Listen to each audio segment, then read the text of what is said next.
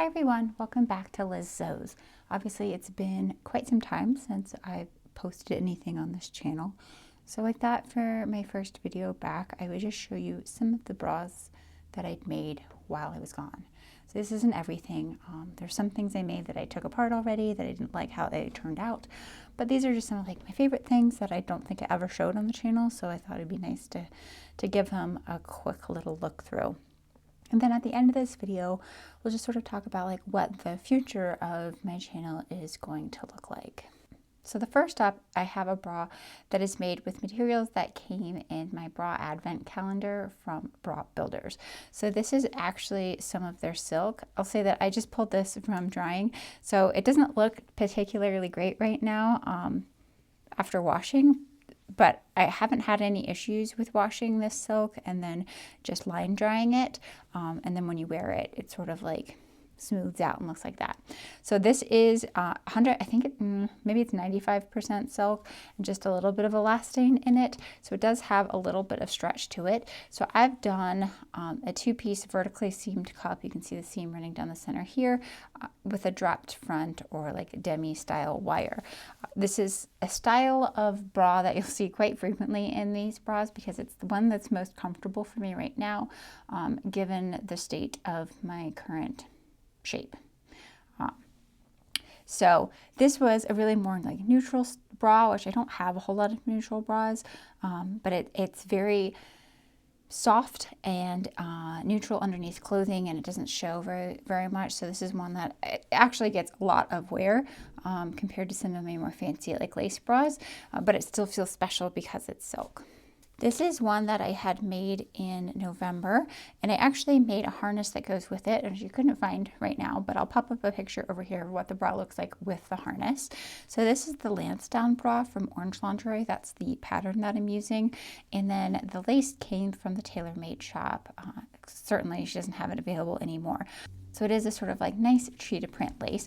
So I've done all black findings with it and the lace. This one again is that demi style or shorter underwire, which I find is a lot more comfortable for me right now, and a partial band bra, which means that there's no band that runs underneath the wire right here, which again is a little bit more comfortable for me right now. So for the insides, I've just used sort of like a nude sheer cup lining so that it didn't really change the look of the leopard print of the lace, and I'm pretty happy with how this one turned out. Obviously the harness really kicks it up a notch, but the harness is not something that I would necessarily wear all the time. It's more for, you know, like special activities. So moving along, this again is that same pattern as the leopard bra, is that Lansdowne bra from Orange Lingerie. I do really like how this fits. I did have to do some sort of major alterations to get this to fit me properly, but now that it does, I really like it. I had to make it a lot more shallow, and again to use a larger wire than my cup size, which is an alteration that I normally make. So this is a tulle from Beware, and it's like flocked velvet dots on it, which I thought was really cool. Obviously I really like green, so for all of the findings on here I ended up dyeing them myself using spruce green from Jacquard acid dye. I thought they looked pretty close to there. The only thing I didn't dye is the straps. The straps that I had dyed didn't look as good as the ones here, which I had purchased a couple years ago from an Etsy seller. So I went ahead and used different straps, not the ones that I had dyed. Again, this one is a really comfortable bra for me right now. I love how this one looks like there's nothing there. It just looks like polka dots with like a very slight green tint or sheer to it, which looks really cool when it's on. Because it fits so well, it definitely gives that sort of illusion look that I really like. So this is again the Lansdowne bra from Orange Lingerie. This is another bra that I had made in November and never got a chance to share it on my channel. This is an alteration of the Black Beauty bra pattern from Emerald Erin, but obviously I've made a lot of changes to it. So I've cut the lace overlace to give this sort of like dramatic V plunge, but then I've used a bra tulle behind it that matches my skin tone pretty closely so that it has the illusion of that deep V lace plunge without actually having a deep V plunge, because sometimes when the bras go too low like this, I find myself falling out towards the center. So this one doesn't really have that issue at all because it's, you know, still has that traditional day style wire, even though it looks like a plunge. So I'm really happy how this turned out. The lace in this one came from TaylorMade shop several years ago, so it's definitely not available anymore, but it was in the rust colorway. And then I ended up finding this wide band elastic from Beware that was also in rust, and I thought it was a really good match for this lace, so I went ahead and used it on the bottom of this bra, and I think it turned out really well. The back, I just went with my standard 3 tall hook and eye, even though this wide band elastic definitely pushes it a little bit lower than it would have traditionally been on my back. I think it's okay. It's not too much of a difference. So I just put that in and then carved out my back band until it met in the center with this hook and eye. So this bra turned out so well that I went ahead and made matching bottoms to go with it. So this is the Astrid pattern. So this is the Astrid pattern from Beware. This was the first time I'd ever used that pattern, and I really, really like it. It is a like Brazilian style cut. So it's still pretty modest in the front, but then the back does sort of cut in a little bit on the cheeks to give it a little bit more Brazilian sexiness. So I've really liked this pattern. I didn't have to make any adjustments to it at all. A lot of times I have to add length in bottom patterns from the waist to the crotch depth, but this one I didn't have to. So that was kind of nice. So I wanted to sort of echo that deep V plunge up here by doing like the opposite on the underwear. And then I used just some micro mesh in like a suntan color, which is a little bit darker than my skin tone, but it still looks really nice. Again, using that same thick wide band elastic along the waistline as I did on the bottom of the bra. And then I had some fold over elastic also in rust that I covered the leg hole openings. So this works really, really well. I think I made the waist a little tight on this. Not the pattern's fault, it was my fault because I am so used to when I'm sewing on stuff like this, stretching the elastic so that it doesn't ripple, and I think I stretched it a little bit too much. So this cuts in a little bit tight on my waist, but it's not awful. It just gives me a little bit of tightness there.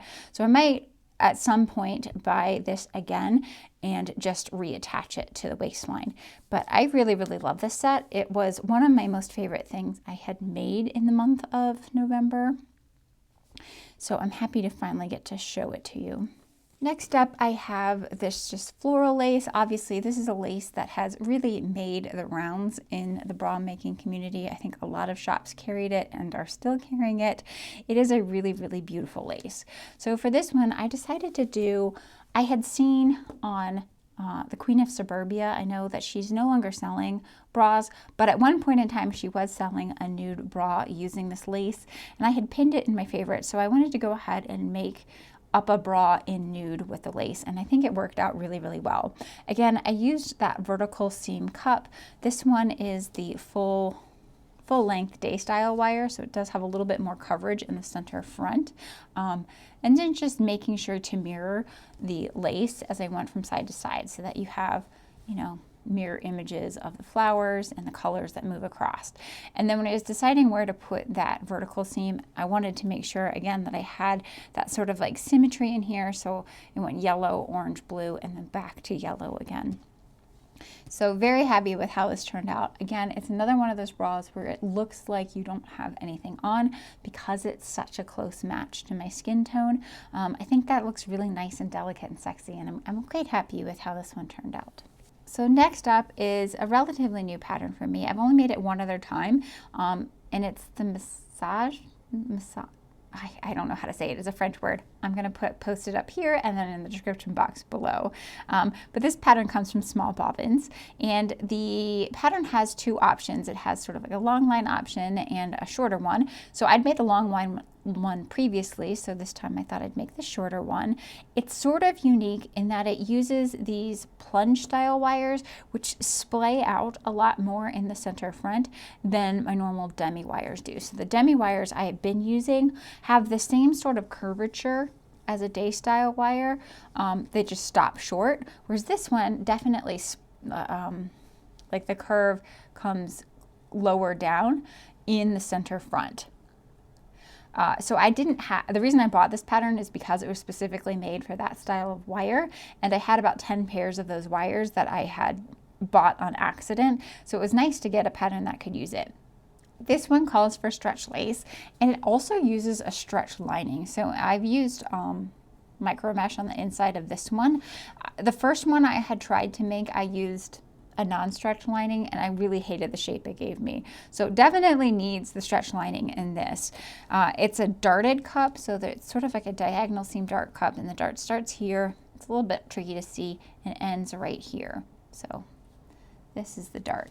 So you do get that continuous look of the lace along the top of the bra because you never have to cut into it. I guess it might be easier to see the dart on the interior like this.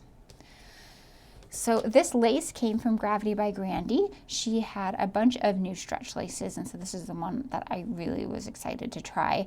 And it paired beautifully with black cherry findings from Beware.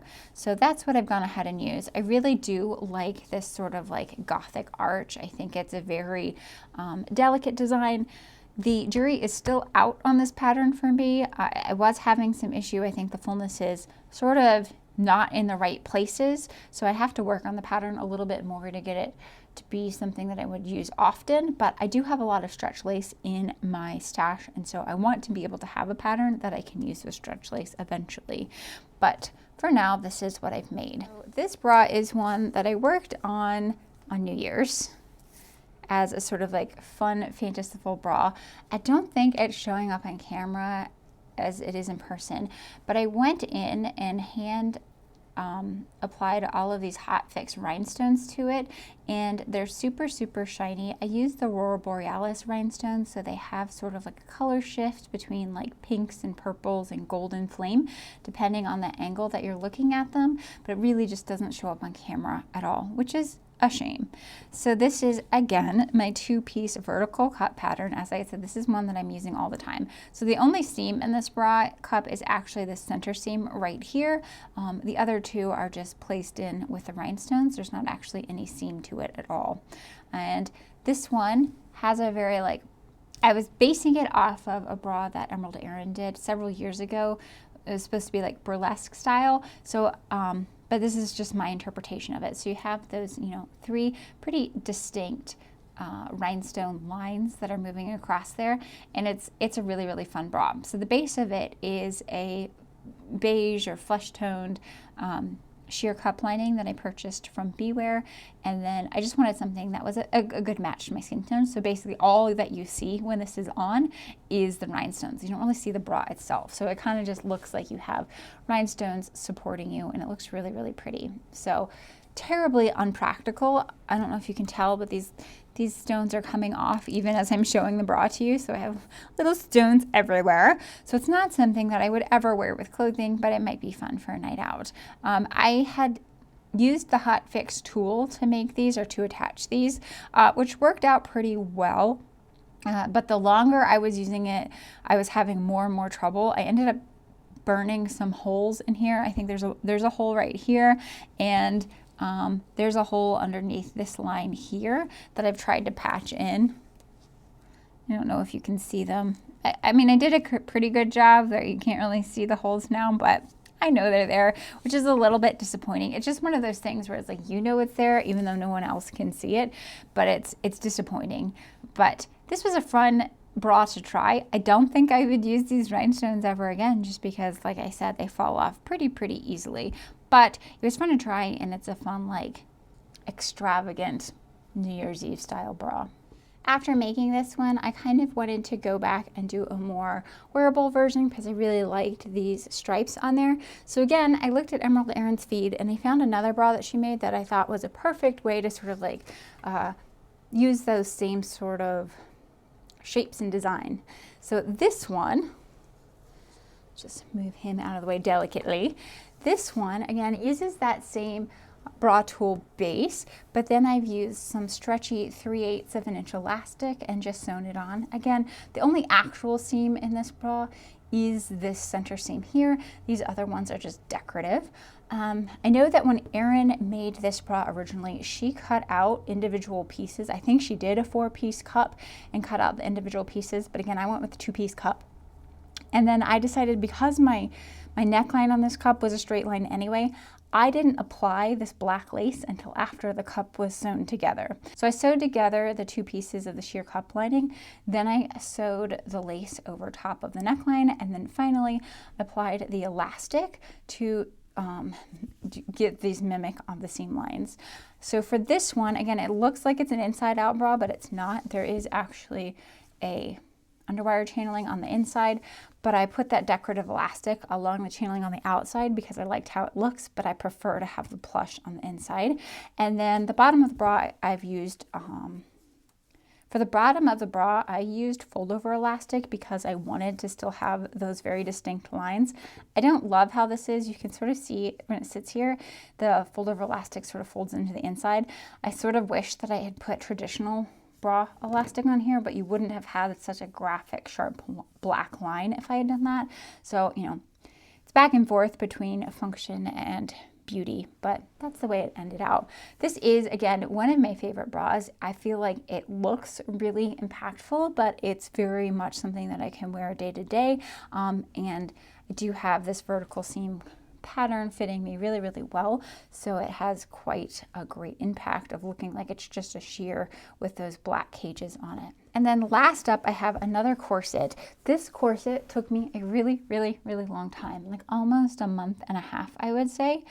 So this one is using the Sylvia pattern from Marinia Black. Again, I can link it down below. It is a free pattern, but there's no instructions, so you kind of have to know corsetry before you dive into it. So I wanted to do a little bit different of a construction on this, which is one of the reasons why it took me so long. So I did external boning channels. So I sewed the whole corset together, and then I made these tubes to put my boning in, and these tubes are comprised of a layer of silk and then a layer of the coutil. The silk that I used for the body of the corset I actually ran out of, and it was no longer being sold anymore by Silk Baron, which was kind of a disappointment because I went to go buy another yard and they didn't have it. So I was able to find on Etsy somebody selling peacock silk, which I thought had very similar colors. You can see on here that the boning channels are a little bit darker than the base silk itself, but I still think it's a pretty good match. And at least I was able to get all of the body in one color and then the boning channels in the other. On the back, let's see. On the back, you can see I started with boning channels in the correct silk before switching over to the darker one. So this is darker, this is darker, this one is an exact match, and this one is an exact match. So in some instances, I kind of like that it's a little bit darker because I think it like shows off that design a little bit better, that you can see all of the work that went into it. So this is actually, I believe it's a Victorian era corset that she is like graded up to be multi-pattern sized, but she kept the original Victorian body proportions. So the bust, waist, and hip proportions were the same as the Victorian pattern. I found that was really interesting because in this pattern, I was able to make a straight size. So I made a straight size D, whereas normally with her patterns, I have to choose a different bust, a different waist, and a different hip because my waist is a little bit smaller than the proportions that she drafts for. So I thought that was an interesting little tidbit that like, hey, I do have the proportions for Victorian era without having to change anything. So that was kind of cool. It has this really nice sort of diagonal seam panel in the back with 5 more bones in there, which makes this a really supportive corset. I think originally it was intended as a riding corset, so something that can be used and worn during exercise. So it's a very short on the bottom. You have a lot of hip mobility, even though there's like a huge amount of There's a huge amount of hip spring in it, but it cuts up quite high. So you can see like here's the waist and here's where it ends. So you have a lot of hip mobility. You can move your legs around and stuff and not feel anything, but you still have a lot of upper body support, especially on the back. It gives you good posture. So it was quite interesting. I will try to pop in a video of me wearing this because obviously flat on the ground, it's a little bit hard to see how it turns out. So in this one, I decided to try something, again, a little different. I normally use spiral steel boning, but I went ahead and used synthetic baleen for this, which is like, it's a plastic boning, but it's made to mimic the sort of functional properties of that whalebone that used to be used in corsets, even though it's plastic, it's a vegan source now. So that was the first time I'd ever used plastic boning. I kind of like it because I don't have to do all the capping or anything like that. I can just, file down the edges and slip it in. So that was kind of interesting. So for this one, it is a lot of pattern pieces. I want to say it's 7 per side, 7 vertical pieces per side. So what I made a mock-up in this tan couture, and it fit really well. It took me so long to trace out all of the pieces for the mock-up that I decided I didn't want to do that a second time. So I ripped apart the mock-up and used it again to make the actual corset itself. So you can see in here, like you see all of my markings where I had done boning channel markings, and you can see like I have written down like this is piece 1, piece 2, piece 3, this one's piece 5. You can see piece 6 right there. So there's a lot of like hand markings on the inside, but I just decided to be okay with it because it took so long to do. This silk I'm using is a silk dupioni, and it was very, very, very not shreddable. It frayed really easily. So what I did is I had all of my couture pieces that were the exact correct size with all of the seam allowances and everything marked on them. So I just basted those to the silk and left myself huge giant margins of like a couple of inches on each side of the pattern piece, so that if it started fraying, it didn't bother me. And then I didn't have to get rid of those until it was sewn together and it was all stable and in there.